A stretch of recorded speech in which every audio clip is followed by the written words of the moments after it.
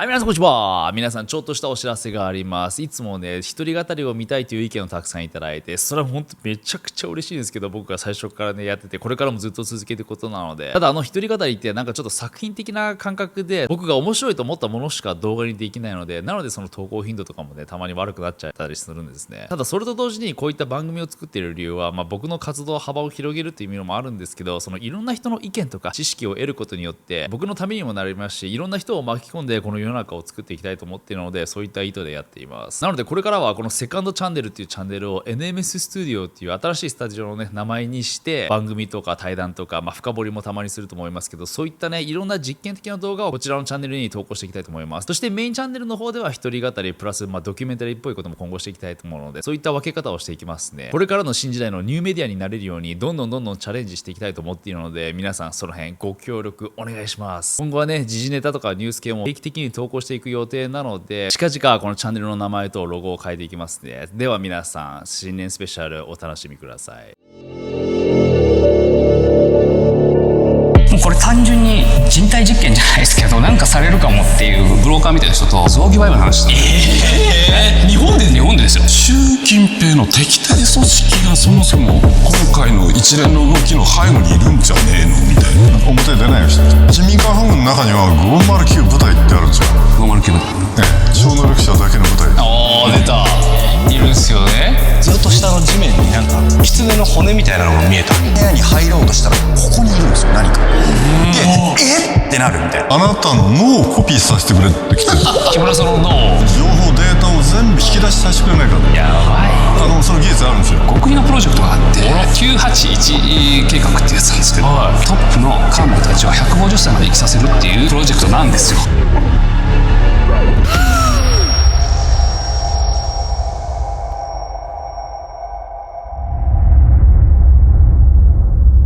皆さんこんにちは。始まりました2026年直木マンの知らない世界お正月スペシャルです。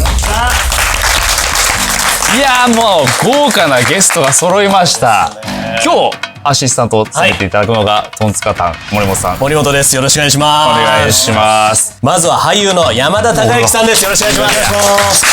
スペシャルゲストでございます。豪華すぎますよ山田さん、ありがとうございます。いやこちらこそ。実は初回の時からお声掛けいただいてたんですけど、なかなかタイミングが合わなくて。僕も噂でこういった世界が好きっていうか、何も知りませんよ僕。なんか知ってそうな人の何も知りませんって聞いたんですよ。もう全般的に。でも好きです。はい。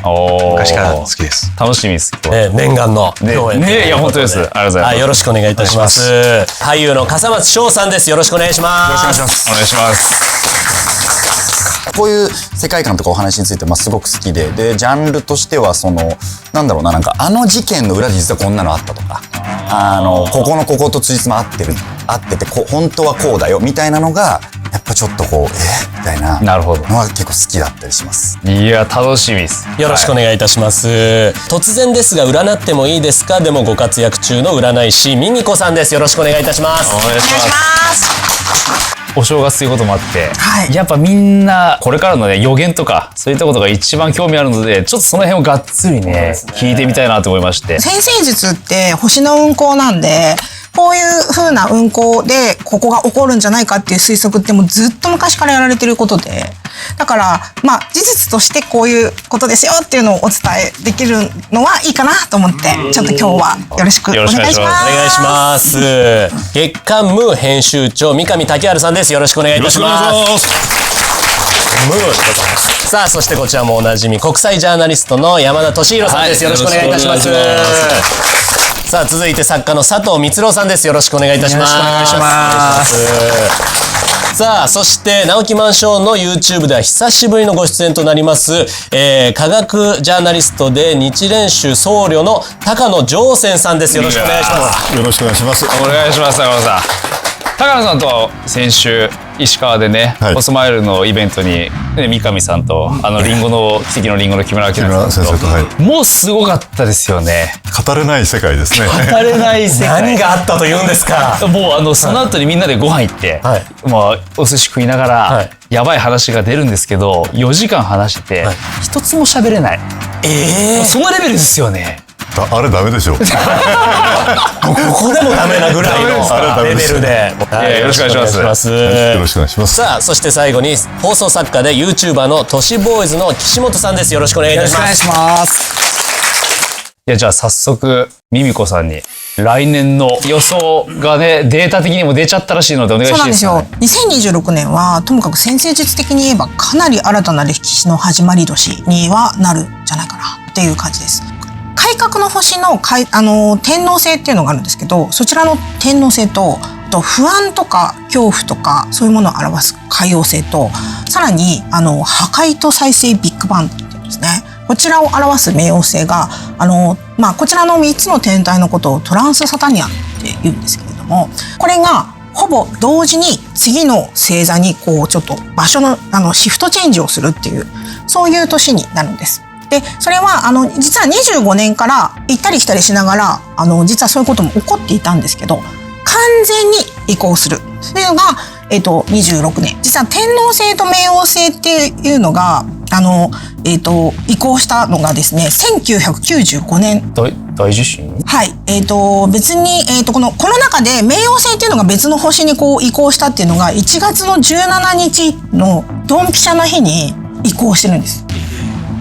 だからこの日に移行しますっていう日がぴったりこの阪神・淡路大地震の日に合ってるっていうのがすごいことだなっていうのが思っていて、今度はですね天王星と海王星が同時に移行したっていうのが直近だと2011年なんです。さらにこの天王星がですね次の星座に移行したっていうのが3月12日な。この2つだけの天体が次のところに移行してるだけでこんないろんなこと起こってるのに、今回3つ同時にこう移行してるわけですよね。さっきの話だと日にちがもう出ちゃうってことですよね。そういうことですね。一応今年は海王星がお羊座っていうものにこう移行するのがだいたい1月の27日あったり。1月の27。早いです。早いなそうです。で天王星が双子座に移行するのが4月の26日あたりっていう感じで、私ちょっと一番これ進むだろうなと思ってるのが紙幣の価値が変容する年になるかなっていうのがちょっと思ってます。注目したいのはどっちかっていうと物々交換から来る見えないお金が絶対これから来る。絶対来るかなと思っていて、で2024年の11月ぐらいからさっき言ったトランスサタニアンが一番初めに始まって、冥王星が水亀座っていうところに移行して、みんな風の時代っていうのがちょっと始まってるんですけども、これまだね全然風の時代なんですけど、実はその辺から勘がいい人たちってみんな東京離れてるですよ。あれなんかもう考え代表いるじゃないですか。東京になんかねニュースにもなってましたけど、沖縄に移住されたっていう、魚釣って近所の人にあげると翌日自転車のカゴにジャガイモが返ってくる。物々交換ですね。そうなんですよ。ともかく農業をしたりとか各自自分たちのコミュニティを作り始めている。もうもろじゃないですか。勘がいい人はっていう意味ではね偶然ですね。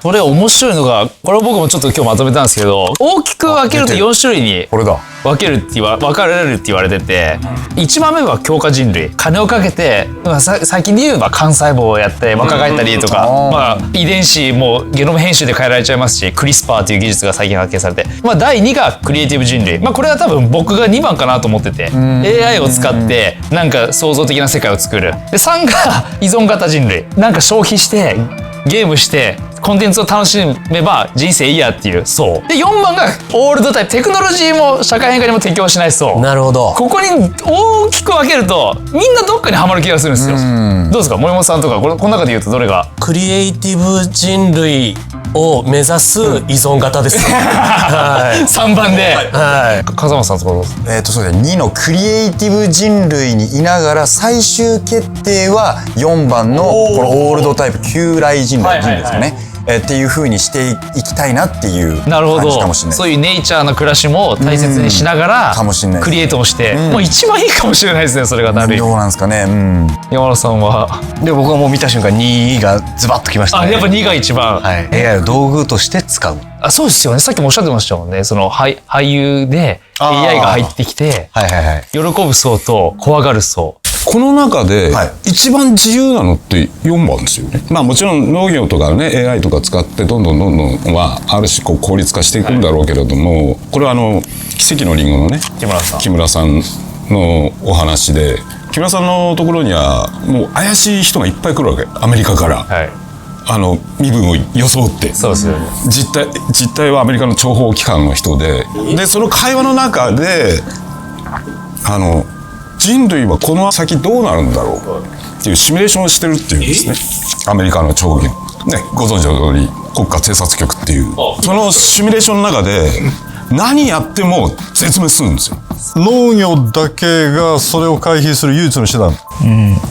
そういう出てるんですか？出てます。だから来てるの、木村さんのところに。で理由がおかしいんですよ。あなたの脳をコピーさせてくれって来てる。木村さんの脳を脳の中の情報データを全部引き出しさせてくれないか。やばい。その技術あるんですよ。何やってもディストピアしかない。その中で唯一希望があるとすると農業、で自然栽培。今日ふさわしい人がいっぱい来てる気がしますけど、そっち側なんだ。そうですね、風間さん、その AI。僕ら今俳優の、悩みじゃないけど、主にアメリカで起きてることっていうのが2年前かな、3年前弱ぐらいに、アメリカで、ストライキが起きたんですよ。でそれは何かっていうと、この、AI だったりテクノロジーの進化、またはその配信プラットフォームサービスがいろんなデータ情報をブラックボックスにしちゃうから、そういうものをもっとこう開示して、で俳優の権利、主張する、そういうストライキだと結構長かったんですよ。でその期間はもう何もやっちゃダメっていう。簡単に言うと、例えば脚本家の方々がチャット GPT で脚本作ると、脚本家いなくなるよねとか、だから仕事なくなるよねっていう話で止まってるんですけど、本当はアメリカのその監督たちプロデューサーたちと話すと、もっと奥の怖さみたいなものがあって、それが何かっていうと、その仕事がなくなる以前にもう今スターって生まれづらい時代、昔みたいにもうこの人が出ればもう一流映画だみたいなっていう人たちが少なくなってる。でそれが多分40代とか最後なんですよね。本当最後のスター、マジで。これはマジ。日本が誇る。これはマジです。ラストサムライみたいな。これはマジです。で、それは今のみんなが携帯1台持って一つ屋根の下でこのテレビをみんなで見る、映画館をみんなで見に行くじゃなくて、みんながみんな別のものを見てるから生まれにくいっていう時代と、でそうなるともう亡くなられた超スーパースターオードリー・ヘップバーンとか、チャップリンとか。もうそういうスターたちをこう死者蘇生させて AI の力でもう彼らの映像ってたくさんあるし、彼らがヒットした名シーンみたいなものってたくさんあるから、それの組み合わせと、最新技術の本、最新技術の映像で、こういう映像が流行る、こういう物語がいい、じゃああの人は恋愛物やってなかったけどあの人がやる恋愛物とか、そういうものができちゃう。やろうとしてるんですか？そのいや、それもう全然やろうと。実際 NHK さんとかでも美空ひばりさんがこう歌唱をしたとか、コラボをしたとか、そういうものもあるし、でこの先にあるのが僕めちゃくちゃ怖くて。まだあるんですか？この先何？これめちゃくちゃ怖くて、僕はこれって僕いろんな人と話した時に、この AI とか科学技術の発展によって精神病ってどんどん増えてるっていう結論に至ったんですよ、僕らの中では。でそれの一端を担ってるのが、結局もともと俳優って感情、ここで感じたもの、日常生活で感じたものとか、辛いこと楽しいこととかを物語をの中でそれを表現するっていうものだったはずなのに、今って物語の中でこうなるからそっちに感情を合わせるみたいな、ちょっと逆転しちゃってるっていう。でそういう演技のやり方があってもいいけど、そっちがメインになっちゃってるんですよ。なんでかっていうとデータ全部そっちが持ってるから。こうやってやったら、ここ泣いてください。でもここ泣きますかってなっても、泣いた方が見てる人喜ぶんで。でもそればっかやってると、作られた感情を見て、これが感情なんだって理解する世代がどんどん出てきて、感情っていうものがありかが分からなくなって、その喜怒哀楽みたいなものを失った、引っこ抜かれたところに、幸せはないんじゃないかなっていう。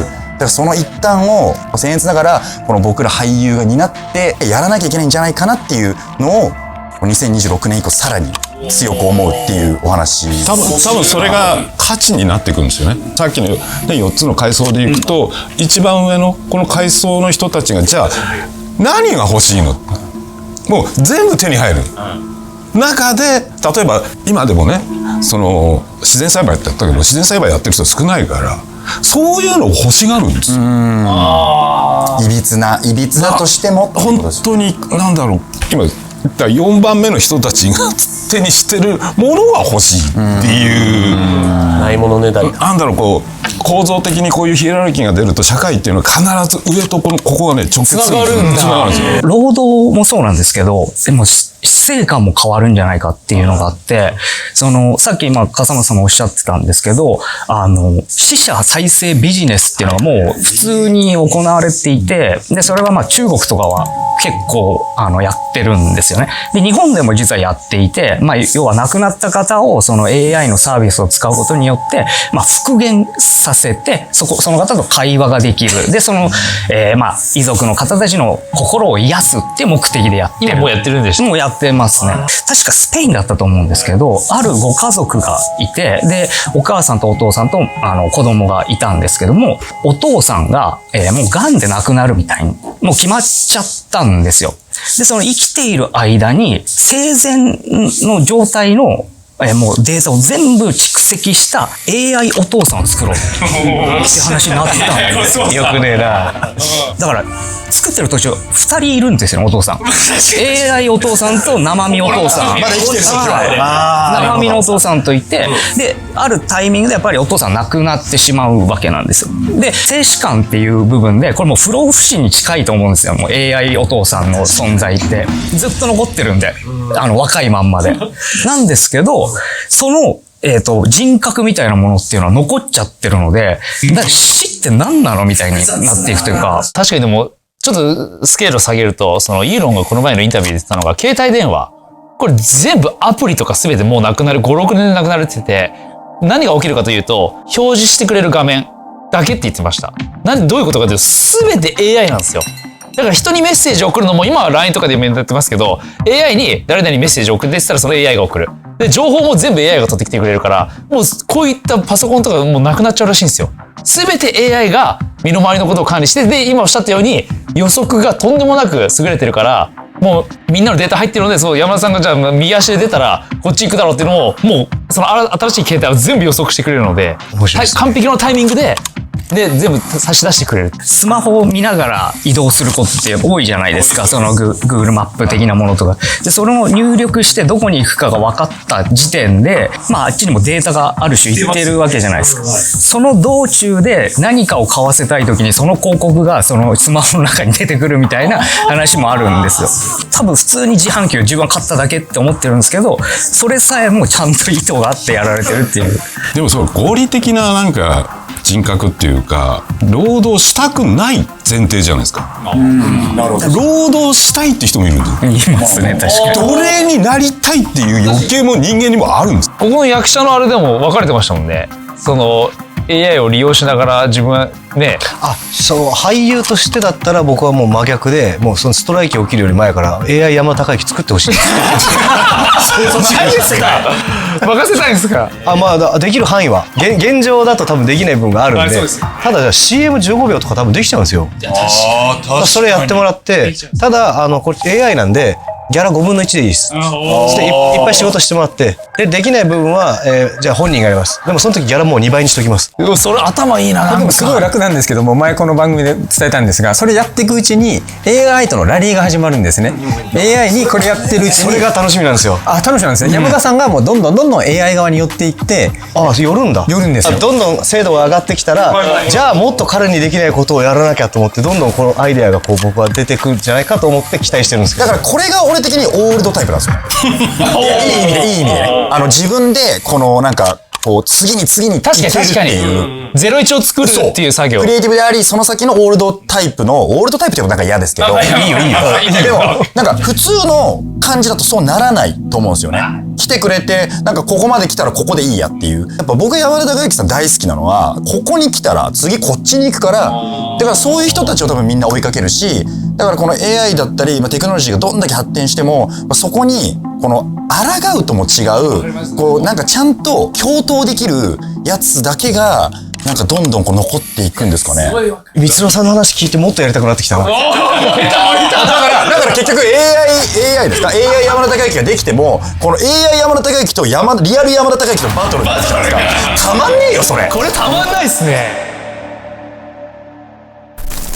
僕の予測なんですけども、100% 来るのは、今年はですね、お金を使うか、またはお金を貯めるかっていう構造の選択だったら、絶対にお金を使ってください。でもアメリカはですね、民主党がめっちゃ人気になります。あ、じゃあトランプが劣勢になるってことですか？そうですね、民主党が、すごく人気になります。で、一番重要なのが、来年は見せかけ上の大安定の年になります。じゃあなんでこういうことが分かるかっていうのを根本的にこれから説明します。まずラプラスの悪魔といって、フランスのね、数学者、ラプラスさんが言った話なんですけども、この宇宙の初期値鋭敏性、最初の現象が分かれば、未来永劫まで全部、波動関数で説明できますよっていうのが、その理論をめちゃくちゃ分かりやすくちょっと今日は説明しますね。箱を用意します。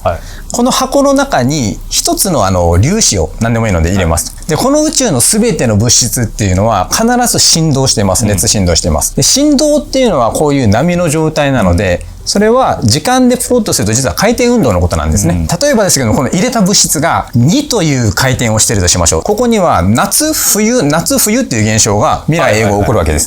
で、この中には今一つの素粒子しかないので、4日後に開けたら必ず冬だし、6日後に開けたら必ず冬だし。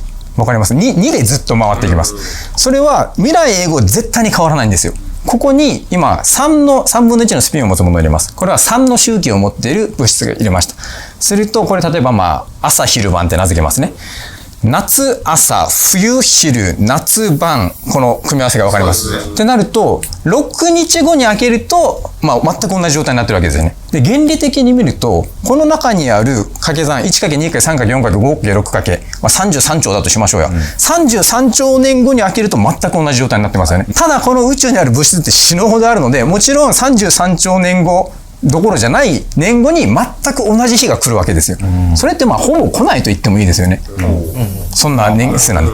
ところがこの世界には最大公約数と最小公倍数というものがありまして、12という数を考えてみましょう。12という数は自分の内側に2の周期の粒子もあるし、3の周期の粒子もあるし、6も4もあるの。ここまでは分かりますか？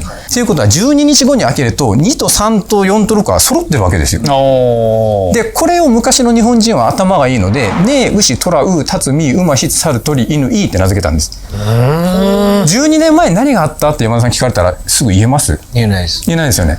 昔の日本人こうやって言ったんです。猿年だったらこういうことが起こるみたいな。今この中には1,2,3,4,6,12の周期を持つ固有振動のものの変化が確実に当てはめられます。でも実は人間って5の周期っていうのを持ってるんですよ。僕たち5体満足で指は5本だし、五感があるし、5で僕たちのバイオリズムって変化するので、これを開けても人間的なものが現れないので、ここに5の粒子も入れたいわけです。どうすればいいでしょうか。12×5 にすれば60年待てばまた開けたら全部5の粒子まで揃ってますよね。これが十二支十環っていうやり方で、これによって何が起こったかっていうと、猿年ってこういうことが起こるよねっていう12年前調べれば大体わかるんですけども、そこには人間の5という感情が含まれてないので、猿年、その前の24年前も36年前も違うけども、60年前の狩野の猿年って言えば、狩野の猿年ってこういう現象だってことがわかるわけですよ。ちなみに60年経った時にどういう僕たちってお祝い事するでしょうか。還暦ですよね。還暦って暦が帰るってわけです。確かに60年経ったら1日目に戻るんですよ。だから61歳の頃と1歳の頃と全く同じことが、大体同じことがね起こる。63歳と3歳も同じことが起こる。これは最小公倍数の話ですよね。今ここまで揃ったのは12年前のね、吉虎辰巳で12支10巻で60年前、でさらに今のはこれ月と地球の周期なんですけども、ここに月を入れたわけですね。太陽以外の。で月を入れるためにはサロス周期といって、18年と10日で月と太陽を含めて全く同じ状態になるんですね。今これで入ったのが何かっていうと、12年周期、60年周期で18年周期です。今4つ出ました。さあ何が出たでしょうか。12年前の出来事と今年は死ぬほど出ます。60年前の出来事と今年の出来事もめちゃくちゃ似ます。36年前はもっと似ます。18年前もサラス周期で似ますと。何が僕言いたいかっていうと、この12年前の出来事とかをざーっと見るわけです。で、36年の出来事もざーっと見るわけです。これをやって、そこからなんとなく気になることを自分の意識で上げると、それが僕今までずっと当たってきたわけです。例えば僕今年フジテレビのこと当てたんですけども、それは、ちゃんと動画残ってるんですよ。それは今言った12年前の主な出来事と、特に36年前を調べればいいんですけども、そこはざっと見て新聞社が何社か倒産してたんですよ。だから僕新聞社に何か起こるよって言ったんですけども、当時は新聞っていう概念だけど、今はテレビなんで当時の言葉にはないんです。だから抽象化して多くの人に情報を伝える仕事に何か起こるよって言わないといけない。これ確定で来年起こることは一つあって、海外のスターが来て文化を変える。これなんでかっていうと、ビートルズが来た年と、そうそう、60年前そうなんだよ。60年前そうなんだよ。とローリングストーンズが来た年が36年前かなんかあって、それが重なってるので、今年2016年は海外のスターが必ずやってきます。ただこれも昔は歌手というのがあれだけど、僕が抽象化して定義したのは、日本の文化をそれから変える人が外からやってくるっていうの。概念的なね、アーティストじゃなくて形は変えてくるかもしれない。そうなんです。だからビートルズが来た後から武道館をあれみんな目指すようになった音楽なんです。日本の文化を変えるような象徴的な出来事が起こるでもいいんだけど、分かりやすく言うために海外のスターが来て日本を変えるだとか。で、ここからお話なんですけども、この番組をご覧の皆さんで、ぜひともこの抽象化して、今年2026年トップ5何が起こるかっていうのを見てほしいわけですよ。やり方をもう一度言いますよ。簡単ですよ。36年前、60年前、12年前のウィキペディアとか見るわけだけでいいんです。こんな感じで直木マンのこのコメント欄に皆さんが1位から5位までの今年起こること。こういうことだろうみたいな。そう、こういうことだろうっていうかもうこういうことだって思った方がいいですね。思ってやっていくと、大体そういうのが当たる。そこからこれとこれとこれがなんか浮かぶなっていう抽象化して取っていけば、多分ほぼそれ確定すると思います。面白い。予言の方法論みたいな。それをみんなで祈って阻止するってことですか？そうですね。多分ちょっとだけ、僕たちが今この話してる会話にやっぱり見てる人300万人とかやっぱ引っ張られちゃうと思うので、できれば明るい会話をしてたらそっちの方向にバイアスがちょっとかかるので、そういろんなものを入れていって、で明るい方向に持っていくっていうね、ことができるんです。ポジティブな情報を探って、それを予言にすることもできる。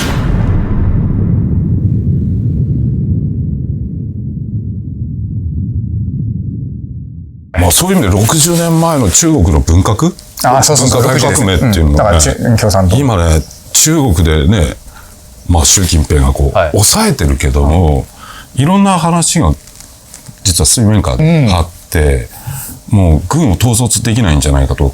その2025年の8月の段階で結構失脚するんじゃねえのって話がいっぱい出てたんですよ。今高市さんとバチバチやってるじゃないですか。でね、変じゃないですか。ちょっとね、高市さんになった途端この動きっていうのはちょっと気になりますけど。こういう風な状況を中国は望んでないと思うんです。中国というよりも習近平が望んでないと思うんですよ。こういう状況を望んでるのは反習近平の人だと思うんです。習近平の敵対組織がそもそも今回の一連の動きの背後にいるんじゃねえのみたいな。これ山田さんは胡春華ってどう見てます？胡春華、中国のマフィア、胡錦涛の子飼いでひょっとしたらポスト習近平になるんじゃないか。2年前に胡錦涛は失脚したじゃないですか。もうね、目の前で連れてかれて、この胡錦涛が大事に育てたきたのが胡春華っていうむちゃくちゃ切れる男なんですよ。隠し玉なんですよ。そうですか。隠し玉。共産党の中でも本当に柔軟位わざと下げた。表に出ないようにして。そうなんだ。大事に隠すために。そうわざと。それ誰が隠してるんですか？胡錦涛自身がそれを指示したのと、メンバーにも入れない。本来であれば偶数じゃなくて奇数でやるべきだったところにわざと偶数にして胡春華を外したい。そのぐらい警戒してるんですよ。大会あるとどこにいるかすぐ分かるんですよ。なぜかというと白髪だから。白髪？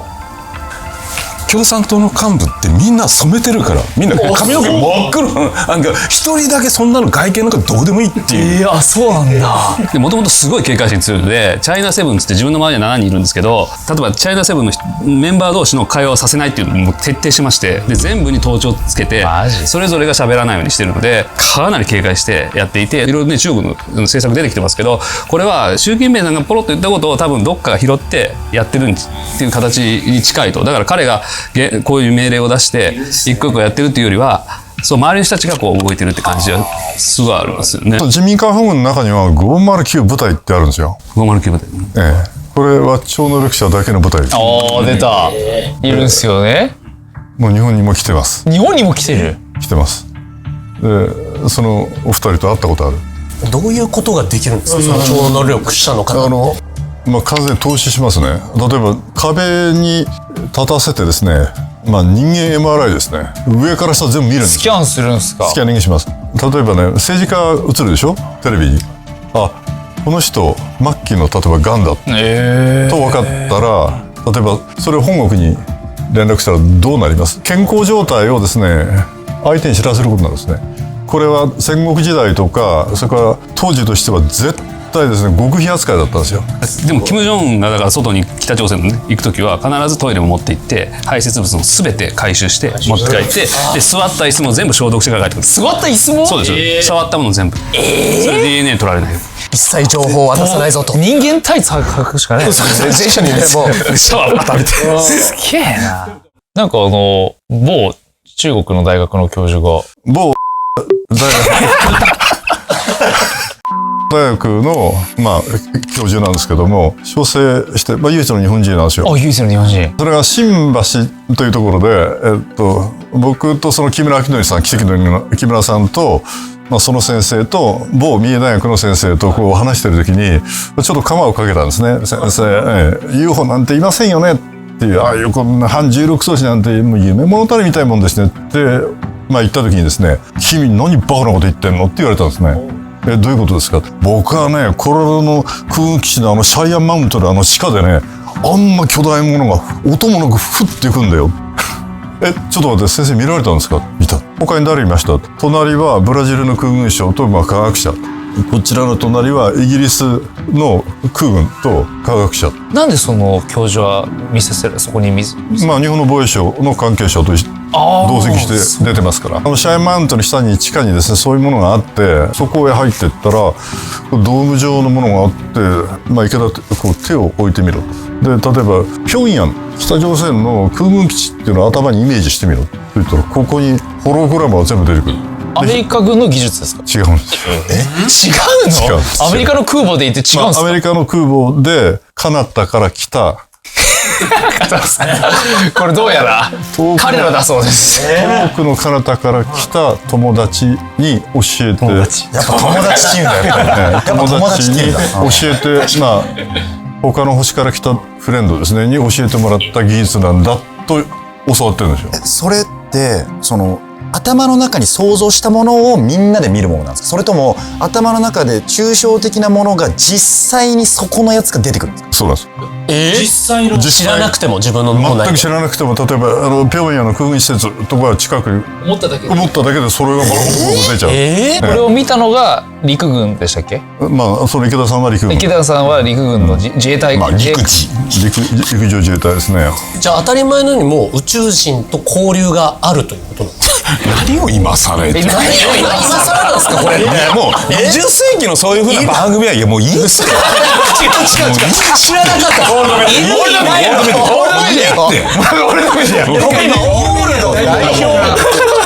仮にですね、例えばそういったものを地球以外から来て墜落したりなんかすると、一生懸命なんて回収しようとするでしょ。この技術をじゃあリバースエンジニアリングしてですね、分かんなかったら聞きたいと思いません？呼びたいと思うじゃないですか。その呼ぶ計画もあったんですよ。1962年。めっちゃ前。ケトル1、ケトル2といってですね、大気中で原爆を爆発させるんです。そうするとその核実験に引きずられて、実は UFO が来るっていうのが分かってるんで。いや、核実験必ず来ます。絶対来るんですか？来ます。でも核実験なんていっぱいやってるじゃないですか、絶対。いや、だからソ連もそれでロシアも。その時に UFO を撃墜するための核実験があったんです。おやっちゃいけない。なんかやばそうです。手を出しちゃいけないとこっぽいですけど。絶対勝てない友達。そうです。全く技術的には勝てないんだけど、わざわざ EMP っていうか、電磁障害を出してですね、そういう核爆弾があったんですよ。山本さん UFO とか見ます？見たことないんですよ。ないですね。そうなんです。UFO もない、幽霊もない。沖縄だって幽霊じゃない UFO を普通によくね言いますよ。UFO 呼べるおじさんとかも石垣島いますよ、石垣島に。はい。だからこれね、もう全80億人にバーンって出る日来ないんです多分来ますね。やがて。やがてオープンコンタクト。オープンコンタクト的なある方が近いよと言ってます。高野さんがぼかすっていうのがまたちょっと怖いですよね。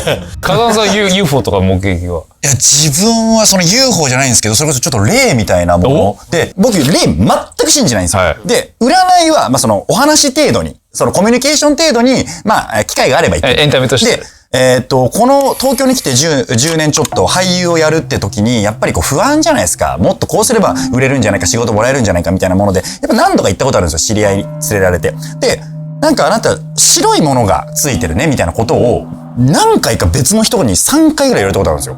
で、はぁみたいな感じで、別に気にしてなかったんですけど、ある日5、6ぐらいの時に、もっと仕事も全然うまくいかなくて、今までセリフ一言の役、どうにかオーディションで受かって一月、年に何回か仕事してたのに、もうほんとパッタリなくなった半年間があって、その時にバイト終わり2時半、3時、深夜のぐらいに家に帰ったら、こう行って、こっちの部屋に入ろうとしたら、ここにいるんですよ、何か。で、ってなるみたいな。で、そのまま怖くて、僕はそのままコンビニに行って、朝が来るまで待つんですよ。で、朝行って、朝になって、また家をガチャって開けて、いないんですよ。で、いない、よかった、なんだ、見間違いかって言って、こっちの部屋にまた入ろうとして、入って、こうやって閉めようとしているんですよ。で、そんなのが2、3ヶ月からあって、でも、ある日、なんか、オーディションの連絡が来て、それが受かったんですよ。で、それでやったと思って、ちょっと忙しくなってきたタイミングでバイトを辞めて引っ越したんですね。で、その西川口っていう場所に住んでたんですけど、西川口のバイト先を辞める、挨拶に店長に行かせてもらった時に、店長ありがとうございましたっつったら、なんかこの白いのがずっとついてたよ、みたいな。っていう、あれ何だったんですかって聞いたら、それ白いのがついてた。で、ってなって、でも今はいないけど、何なんだろうね、みたいな話で、そこから仕事もバーって忙しくて、ここ数年一生懸命やってきたんだけど、あれ何だったんだろうって、ふと、今回お呼ばれするってなった時に、なんか誰かもしかして同じような経験だったりとか、いわゆる座敷わらし的なことなのか。いや、普通にあるって。普通にあるんかい。ここでは全て常識だそうです。ここでは当たり前。ある。本当っすか？当たり前ですね。当たり前。高野さんもすごいうなずいてましたけど。ついてくんのよ。ついてきて、やっぱり住んでる家に行って、で引っ越したりとか、誰か友達呼んだりすると、そっちが気に入ってそっちについていくこともあるし。じゃあこれ幸運をもたらしたってことなんですか？もちろん。いい方向に先導したり。ね。座敷わらしだから、会話してあげて、ありがとうとかね。そうやったらもうガン。あれだ。あんまり言ってない。言って。お願いします。選手はなぜ？そんなところまで？選手ね、結婚式とかでも必ず呼ばれる方がいるんですよ。家族でね。その家族の方っていうのは旅館を営んであそこの高校っていうのは必ずそこで合宿泊まるんですか？もう。だからいっぱい行くと写真とかね、いろいろって都市伝説的に言うと、だいぶポップにしましたね。座敷わらしに力あるんだよな。山本さんがありません？霊的ななんか経験。でも今言われたらね、思い出した。聞きてえよ、そんなの。いや、京都の宿に行った時に、なんかもう部屋入ってからもう本当に感じないのに、もう寒気とかが止まらなくて、やばいここってなって、とりあえず全部窓を開けて、流せる水を全部流してとかやって、で部屋中いろいろずっと歩いてて、何があんだろうと思って、押し入れだったりとか柱だったりとかいろいろ触りながらやってて、畳だったりとか、その時になんかふとこの宿のずっと下の地面になんか狐の骨みたいなのが見えたわけ。なんか多分この子かもしれないと思って、なんかできる限りのことを、本当だったら別の宿行く予定だったんだけど、あえて延泊してそこに居続けて、なんだったらちょっとめでたりしてたんだけど、ここにこうやってついてくるから、本当に。でも外出るときはついてこないの。来ないんだって。で、飯食いって戻ってきて、みたいな。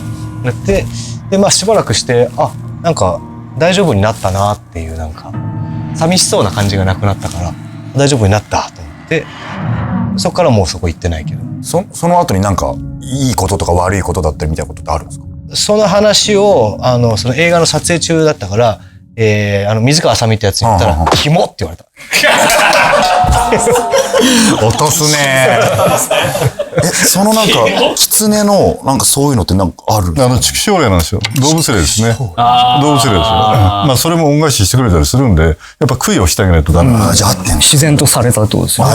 なでなでしてたんですよね、ついてきて。なんか僕のこの横やってソファーいるときとここに来たりしてたんで、来てたんでっていうのも変な話ですけど、いるも感覚がすごくあったんで、こうなんか寂しいのかなと思って。でもね、岸本さんは UFO に愛された女性の話を。そうですね。M さんってしますけど、その方にちょっと取材していた時に、もう幼少期の頃から UFO 側から、コンタクトが来るっていうのを体験していると。でも子供なんでどうしていいかわかんないんで、それをスケッチに残してたんですよ。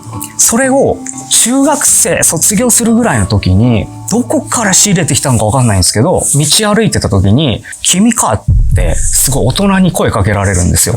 で、何ですかって言ったら、君が UFO を呼べるのっていうようなことを聞かれて、で、そこから私たちはそういうものを研究している人で、その情報をちょっと教えてくれないかって言って、スカウトされるんですよね。で、資料としてその絵とか写真とかも持ってかれるんですよ。気がついたら、その団体がもう宗教みたいになっていて、教祖にされちゃったんですよね。で、それがどんどん規模が拡大して3000人とかになっちゃって、儀式が行われるようになるんですよ。その階の最上階のところがでっかいガラス張りの窓になっているんで、そこのガラス張りの窓のところにその教祖の方が行って UFO を呼ぶ。そうすると、そのビルの目前まで UFO が近づいてきて、みんなその信者の人たちうわーってなって、その時の資料とかないんですかって言ったら、ビデオが回ってて、実際僕見せてもらったんですよ。変なオリジナルの歌を歌ってたりとか、すごい可愛いシンボルマークが出てたりとかで、出てくる人たちが当時の政治家の奥さんとか、結構ちょっと著名な方もちらほらいて、で、プラスアルファ、実際にその儀式で UFO を呼ぶところの映像も確実に撮れてたんですよ。で、そしたらその方に話聞いてたら、電話がかかってくるようになると。留守電が何回かあるんですけど、その中の1回に子供の声に近い感じで、あの場所で待ってるみたいな言葉に聞こえるワードがあるんですよ。で、明治神宮にコミュニティがあるんですよ。見たことがない男性たちがいて、こういうものですって言ってきた、名乗ったのが、内閣調査室の方で、その方が、言ってたのが、NASA があなたの情報を欲しがってると。やばい。情報を欲しがってるって言うんですけど、要はその情報っていうのはもうだから言ってるんですよ。で、実はその電話のやつとかも、コピーがもう6枚ぐらい、5枚とか6枚、もう NASA にはあるんですと。で、今から、横田基地からすぐ行けるので、ビザもいらないって言うんですって。ビザもいらないからついてきてくれって言われて、もうこれ単純に人体実験じゃないですけど、なんかされるかもっていうのがあるんで、もう隠居しても UFO とのコンタクトも自分で切って、もうしないようにしようってしてたんですって。で、そしたら、またあっちから、来るようになってきていて、前に言っていたあの場所で待ってるよっていうのを思い出して、で、それがいつなんだろうっていうのをちょっとこうコンタクト取ってみたら、2025年にあの場所でっていうのだけ言われたんですって。だからそこに行って、その方は話を聞いて、その情報を僕聞いたら教えてくれますかって言ったら、あなたには教えてあげるよって言われたんで、僕が何か鍵を握るかもしれないです。行こう、取材行こう、取材行こう、行きましょう、ムー行きましょう。高野さん、ちなみにその内閣調査室でしたっけ？の委員は1年やってたんです。僕個人的なあれで、その宇宙のまあ命みたいな生物、生命体がある。で、ないみたいなこと。でも、今この場では、あるってことが常識なわけじゃないですか。じゃあ、なんで隠さなきゃいけなくて、なんで言っちゃダメで、なんで向こうは隠れてて、なんで現れないのかなってめちゃくちゃ思うんですよ。高野さんも答えられますね、これは。彼らから僕ら見るとですね、ある程度しか見えない。で彼らは人間なんですよね。で、まだこの猿たち殺し合いしてるよ。でしかも手にダイナマイト持ってるよ。っていう猿の軍団になったら、まともになんか、ジェット機かなんか、あるいはロケットで降りていきますよ、そこは。パニック起きません？だったら、遠くから観察しますよね。これが、かつての日本だと考えたとき、黒船やってきたら、戦争やめたでしょ？ということですよね。これと同じことが起きるはずなんです。今年は2026だから、来年あたりなんかその兆候が現れてくるような気がしないでもないですよね。多分アメリカでワシントンの上空でやったらもう大パニックなんですよ。日本の上空でやったら撃ち落とすとかもないかもしれない。日本人は絶対しない。1968年 NSA アメリカ国家安全保障局がですね出したドラフトがあるんですよ。公開されたんです。エイリアンと人類の生き残り、UFO 仮説とですね最後の答えが日本人なんですよ。我々が生き残ろうとするときには日本人を見習おう。だからこの UFO 問題を解く限ったら実は日本人が持ってるんだって。でも黒船が来る前にね、アメリカに渡ってる人も日本人でいたわけですよ。ジョン万次郎とか。いますよ、いますよ。現代版のジョン万次郎。いるんですよ。いるんです。今もだから向こう側に行ってる人がいるってことですよね。で、あと黒船がいきなり裏側に来たわけじゃないですからね。沖縄ですか。ペリーが最初に来た時の山ありますもん。ペリー来航の時の日記見てください。UFO 出てるんですよ。ペリーはフリーメイソンですからね。33階級の。来た時に旗を立てたっていうところが山があるんですよ。で立てる必要ないじゃないですか。ないですね。別に沖縄で一番高い山でもなんでもないですよ。でもその山と中城と間に雷岩って岩があるんで、これも一直線に並ぶ、ある種のおそらくレーラインみたいなのがあるんですよ。気になるのが山田孝之さんって沖縄に行かれて、移住されて魚釣って農業をするっていうそのさっきあった4番の、考え生き方的には生き方じゃないですか、それのなんかメリットだったりその先のなんかこういう未来がある、そっちの進化があるみたいなことで言うとどういうことがあるんだろうっていうのは逆に気になるっていうか。確かに進化、山田さんがその自然と触れて何を感じてるかじゃないけど、その究極系ってことですよね多分。その先っていうか、間がだからどんどん便利になってきている中で間が見えなくなってきてるじゃないですか。とにかくもうちょっともちろんいただきますの時に感謝を伝えるんですけども、間が多すぎてもう一時期いただきます俺何分やってんだろうぐらいになっちゃってたんですよ。でもうちょっとダイレクトに感謝を感じれるようになりたくて、あとはやっぱね東京に長らく住んでる中で地震が起きましたってもう一斉に奪い合いで何もなくなるっていう時に奪うんじゃなくて何かじゃあ魚取るでも野菜育てるでも知識とこの経験スキルがあって仲間がいたら逆にそれを分けてあげることはできるんじゃないかと。てかそれをまずしないことにはどうやって備蓄するかとかも結局もうお金備蓄するためにはスペース必要、また結局家賃お金みたいになってくるし、なんかもっと根本をやんないとことには何も解決しないなと思ってやりだしたから、そこの発展っていうかむしろ別に当たり前のことに戻っていくだけの感覚なの。オリジンなんですね。本来あるべき食の姿なんですよ。だから本来例えば自然栽培でやってるとお米腐りませんから。大根の腐らない、全部枯れていくだけなの。なるほどなるほど。本物は枯れるんですよ。異物が入ったものは腐るんです全部。うわめっちゃいい言葉。山田さんの話もちょっと入れていいですか？今年9月にですね、中国で戦争に日本に勝ったっていう勝戦記念っていうのをやったんですよね。でこの時に、これ歴史的なことだったんですけど、ロシアのプーチン大統領とあと北朝鮮の金正恩総書記が中国に来て、そのパレードに3人で並んで見るということが起きたわけですね。でこれはすごいことですよ、歴史的に。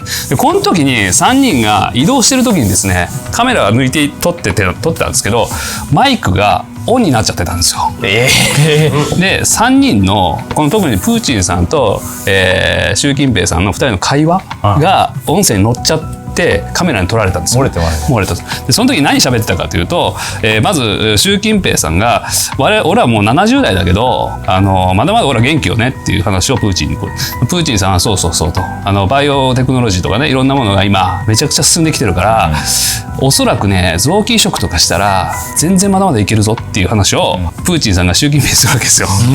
だからね、ほんなら習近平がそうよねと、実は150までいけるんだよっていう話をするそれが取られてるんですよね。で彼らは取られてるの全く自覚なく取られたっていうことがあって、でこの話がだいぶちょっといわゆるちょっと界隈の人たちの中で問題になってまして、要するに実は中国には極秘のプロジェクトがあって、これが981計画っていうやつなんですけど、981ですね。で、中国の方って数字でいろいろ意味合いを置くのが好きなんですよね。例えば8だったらラッキーなナンバーなんで8を置きたがる。でこの9っていうのは長引かせるっていう意味があるんですね。長くやらせると。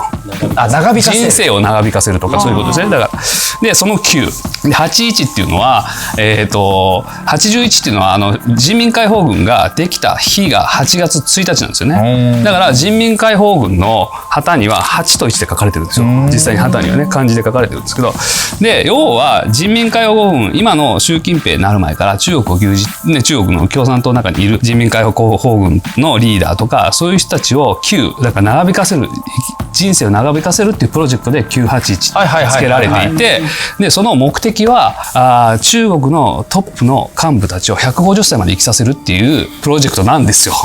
でこれが明らかにこの話が出てきちゃってまたでちょっと調べていくと臓器移植なんですよね。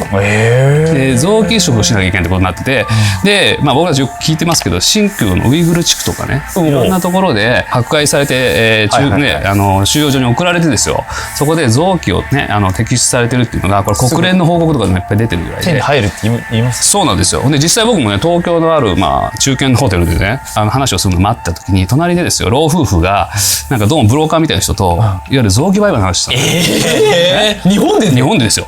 でそのブローカーの人言ってるんですよ。中国行ったらできるからっていう話でその相談をずっとそこで横されていてみたいなので、こんなこと日本であるんだなって多分もしかしたらこういう話はねこの辺の人たちはよく知ってるのかもしれないですけども、でもそんなことが起きてるっていうことで実際に習近平さんが言ってるのは多分臓器移植をして一部の本当に人たちだけ長生きさせようと150歳まで生きようっていうのを本気で今やっていると。でプラスプーチン大統領は病気なんですよね。でちょっと血液の病気があってこれも移植すれば治るんですよね。だからもう彼らは自分たちだけ長生きするためにいわゆる生き血を吸うじゃないですけどいろんな人たちの臓器を取ってやってるっていうのが分かってきて、でこれねその話が大体今回こういうニュースがあったから出てきたんですけど、僕大学のところにデグレー教授っていうこの人はケンブリッジ大学の博士号を取った教授なんですけど、この人にインタビューした時にこの人が言ってたのは多分人間は間違いなく150歳まで近い将来生きられると。実は150歳まで生きられる人っていうのはもう今60代か70代にいると。でこの人の持論でいくと要は、人間は1000歳まで生きられるって言ってるんですね。一気に飛びましたけどこの人持論ですよ、研究で言ってるんですけど150の10倍いきましたけど1000歳までねどうしたら生きられるって、要は人間が老化するのって、細胞が劣化していったりちょっと損傷をきたりするからだと。これさえ変えていけば人間って多分物理的には1000歳まで生きられると。っていうことをこの人が言っててですね、そう考えていくとなんかもう生き方っていうそのものが変わりますよね。150歳生きられるだけでも多分60歳70歳今定年とかって言ってますけど半分ですよね。でここで新しいキャリア始められますよねみたいなことで人生がそうだから元気に長生きできるんですから、だから人生が2回できるみたいな世界になっていくんで、それにさっきの最初の話じゃないですけど AI とか技術が入ってくるとこれまたね完全に私たちとちょっと見てる今の世界と違う世界が出てくるんじゃないかっていう。僕行きたいっすもん。やだ。2回できる要は老化なんですよ。老化っていうものをどう捉えるのか。今の医学における老化は病気なんですよ。ね最近出てましたね。病気ということは治療できるんですよ。これ重要なのはさっき言った老化とは何かって言った時の細胞分裂のミスコピーなんですよ。ミスコピーをしなければでミスコピーの集積が炎症だとかそういう生むと、ある種のブレーキとアクセルのここを調節してやれば少なくとも150歳はいける。いける。いや僕はね生きて全部見たい派なんですよ。この先1万年後とかも見あ、どこまでも行きたい派なんだ。どうですか山田さんは。だってそれ150年いったらあと150年また欲しくなっちゃう。またそうですね。お金と同じずっと見てたいっていう。俺はもう程よく死にたいです。程よく。風間さんどうですか。逆になんか僕はなんで逆に1000なんだろうって2000、3000、1万とかじゃなくてあそこで止まるんだろうっていうなんで1000でそのずっと交換していけばっていう。比喩っぽい感じで言ってると思うんですよね。イメージそうか例えばっていうことで、要するにエンドレスではないけども、かなり長く生きられるっていうイメージだと。いや多分ね彼らの宗教なんですよ、聖書キリスト教の世界でノアの大洪水以前には1000歳レベル1000歳超えてないんだけども800歳とか平気で出てきますから。アダムとかね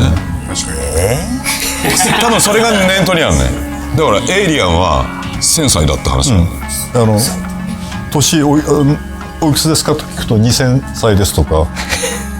宇宙人と話してるとってことですか。話した方の体験談。それが普通になる時代が来るってことですよ。まあそれでも全然赤ちゃんのうちに死んでるから未熟なのも仕方ないって感じですかね。ああ、なるほど。宇宙人からすると。